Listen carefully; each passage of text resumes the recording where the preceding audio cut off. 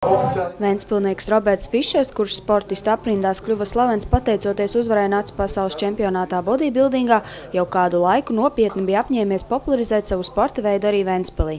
Viņa mērķis šobrīd ir attīstīt bodybuildinga un fitnesa aktivitātes savā pilsētā. Un viņa sapnis īstenojas. 4. novembrī Ventspils Jaunades namā notiks pirmās šāda veida sacensības Ventspils vēsturē. Dalībnieki būs no dažādām valstīm, tajā skaitā Lietuvas, Igaunijas un arī daži dalībnieki būs no Krievijas un no Somijas, kur pārstāvēs savas valsts. Tas būs slēgts pasākums, vai varēsiet skatīties, jebkurš interesanti?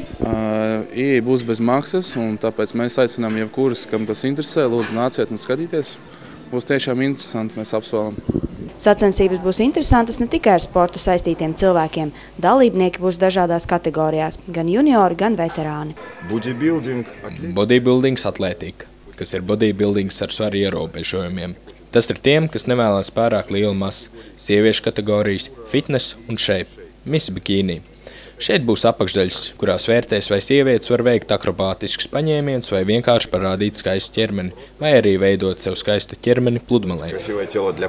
Būs arī iesācēju kategorija. Tā kalpos kā motivācija tiem, kas tikai nesen pievērsušies šim sporta veidam, bet baidās sev parādīt, jo nespēja konkurēt ar veterāniem un profesionāļiem. Ieviest arī pāru kategoriju. Tas būs skaisti un skatām. Galu galā vīrieši trenējas ne jau sev, bet sievietēm.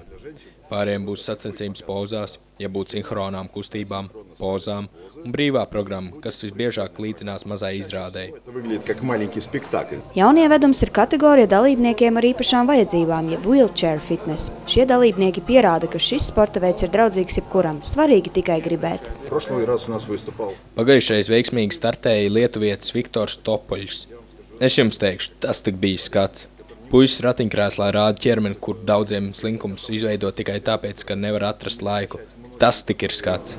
Diemžēl Robertu Fišeru kā dalībnieku šoreiz neredzēsim. Šobrīd viņš atpūšas no iepriekšējām sacensībām. Gatavošos tikai pavasarī, un šoreiz mans lielākais uzdevums ir organizēt un likt lietā visu savu spējas, lai šis pasākums izdotos.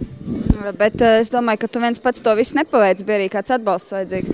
Jā, protams, un lielu paldies es gribu pateikt Ventspils Olimpiskajam centram. Personīgi paldies Uldim Boitmanim, Baker Nutrition, kā arī Ernestam Jansonam un Baltic Fuel. Robertu Fišeru jūs šoreiz neredzēsiet, bet jūs varēsiet atbalstīt Jāni? Nāciet atbalstiet mani! Jānis Ozols startēs iesācēju kategorijā, pats piebilstot, ka tas ir tikai pagaidām. Šajās sacensībās viņš centīsies sasniegt labākos rezultātus un nenoliedz, ka Ventspils atbalsts ļoti palīdzēs.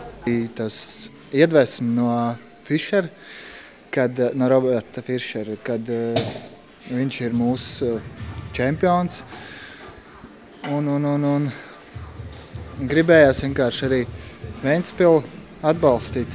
Trenējos jau būs kādi 3 gadi tā profesionāli, tā nopietni.